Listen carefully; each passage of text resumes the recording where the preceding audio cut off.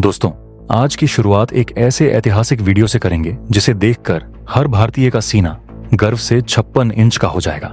यकीन मानिए, आज हमने वो कर दिखाया है जो अब तक दुनिया के सिर्फ गिने चुने देश, शायद एक हाथ की उंगलियों से भी कम देश कर पाए थे। भारत अब उस स्पेशल क्लब में शामिल हो चुका है जिसका सपना हम दशकों से देख रहे थे। ये खबर सिर्फ एक तकनीक की नहीं है, ये भारत की 100% आजादी की घोषणा है। अब हमारे लड़ाकू विमानों में किसी विदेशी कंपनी की बैसाखी नहीं होगी। हमने वो आखिरी कील ठोक दी है जो हमें पूरी तरह आत्मनिर्भर बनने से रोक रही थी। आज डीआरडीओ ने एक ऐसा सफल परीक्षण किया है जिसने ब्रिटिश कंपनी मार्टिन बेकर के एकाधिकार को हमेशा के लिए खत्म कर दिया है। ये वीडियो देखिए, 800 किलोमीटर प्रति घंटे की रफ्तार, एक जोरदार धमाका और फिर एक सफल लैंडिंग। यह नजारा सिर्फ एक टेस्ट नहीं बल्कि भारत के भविष्य के फाइटर जेट्स की जीवन रेखा है। आज हम आपको बताएंगे कि आखिर चंडीगढ़ की उस लैब में क्या हुआ जिसने रक्षा मंत्रालय में खुशी की लहर दौड़ा दी है। क्यों सीट इजेक्शन सिस्टम बनाना रॉकेट साइंस से भी मुश्किल माना जाता है और कैसे यह तकनीक हमारे तेजस और एएमसीए को दुनिया का सबसे सुरक्षित और घातक विमान बना देगी। तो कुर्सी की पेटी बांध लीजिए, क्योंकि आज हम आपको भारत की उस उपलब्धि की गहराई में ले चलेंगे जिसकी चर्चा आज पूरी दुनिया के रक्षा गलियारों में हो रही है। लेकिन इससे पहले कि हम इस तकनीक का डीएनए टेस्ट शुरू करें, अगर आपको अपने वैज्ञानिकों के इस जज्बे पर गर्व है तो वीडियो को अभी लाइक करें और कमेंट बॉक्स में जय हिंद जरूर लिखें। याद रहे, जय हिंद कहना हम सब के लिए गर्व की बात है।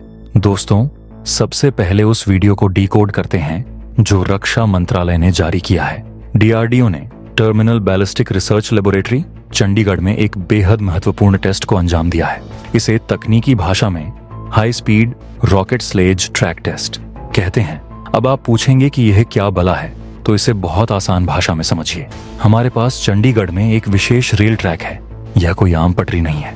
इस पर हम किसी भी चीज को रॉकेट की मदद से 800 से 1000 किलोमीटर प्रति घंटे की रफ्तार से दौड़ा सकते हैं। इस टेस्ट में हमने क्या किया, हमने एक लड़ाकू विमान के कॉकपिट का हिस्सा लिया जिसमें पायलट बैठता है। उसके अंदर हमने अपना खुद का पूरी तरह स्वदेशी सीट इजेक्शन सिस्टम फिट किया। फिर उस कॉकपिट को रॉकेट स्लेज पर रखकर 800 किलोमीटर प्रति घंटे की भयानक रफ्तार से दौड़ाया। जब वह 800 की स्पीड पर पहुंचा, ठीक उसी वक्त हमने इजेक्शन सिस्टम का बटन दबाया और नतीजा 100% सफल रहा। कैनोपी, कॉकपिट का कांच सही समय पर टूटा, सीट सही एंगल पर बाहर निकली, पैराशूट खुला और डमी पायलट सुरक्षित जमीन पर उतर गया। ये सब कुछ मिलीसेकंड्स में हुआ और यही इस तकनीक की सबसे बड़ी चुनौती थी। अब आप सोच रहे होंगे कि इसमें इतनी बड़ी बात क्या है।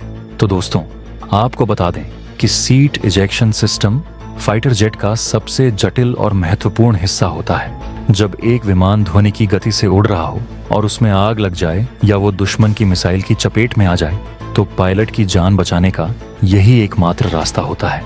उस वक्त पायलट को सुरक्षित बाहर निकालना किसी चमत्कार से कम नहीं होता।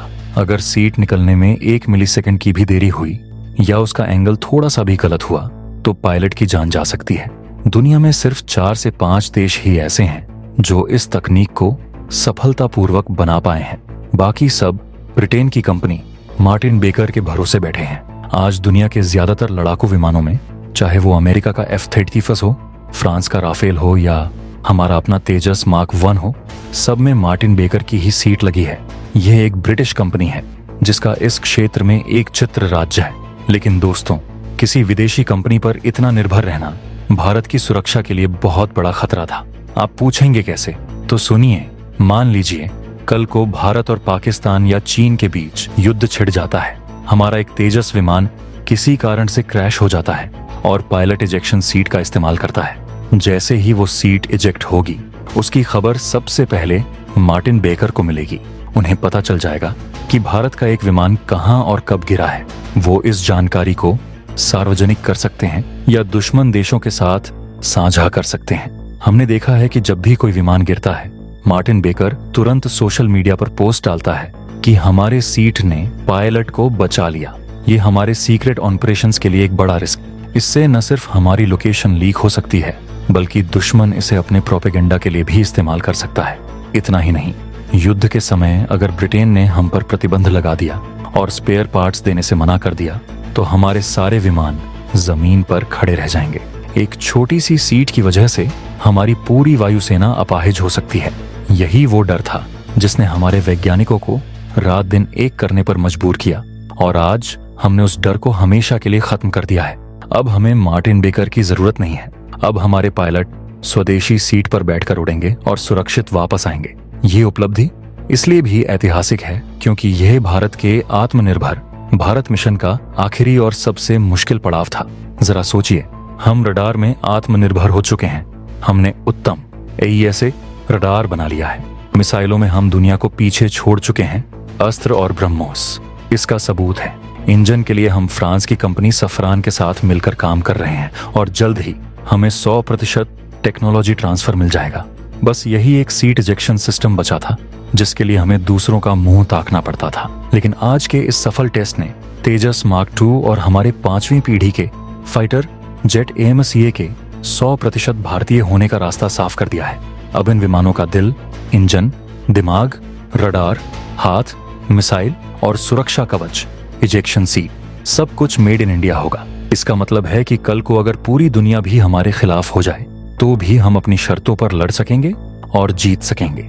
इस स्वदेशी सिस्टम की एक और खास बात है, ये हमारी जरूरतों के हिसाब से बनाया गया है।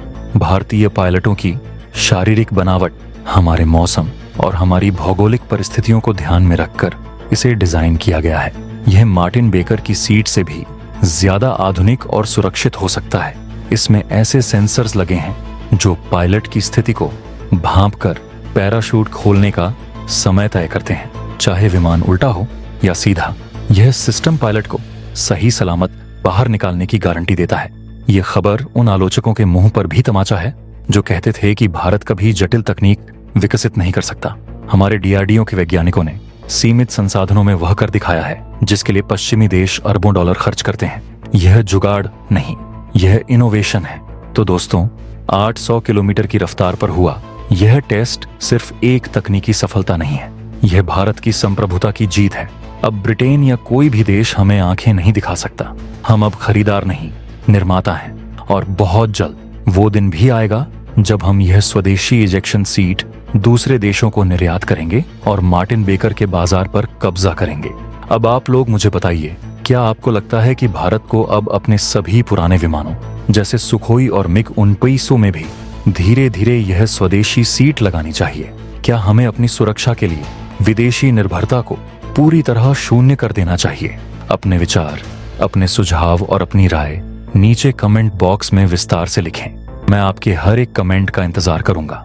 और हाँ, अगर आपको लगता है कि हमारा भारत अब सही मायनों में सुपर पावर बन रहा है तो इस वीडियो को लाइक करना बिल्कुल न भूलें। इसे अपने दोस्तों, परिवार और हर उस ग्रुप में शेयर करें जहां देश की सुरक्षा की बात होती है। चैनल को अभी सब्सक्राइब करें और बेल आइकन दबाएं ताकि डिफेंस की दुनिया की ऐसी ही एक्सक्लूसिव और धमाकेदार खबरें आप तक सबसे पहले पहुंचें। मिलते हैं अगले वीडियो में एक और बड़े खुलासे के साथ। तब तक के लिए जय हिंद, जय भारत।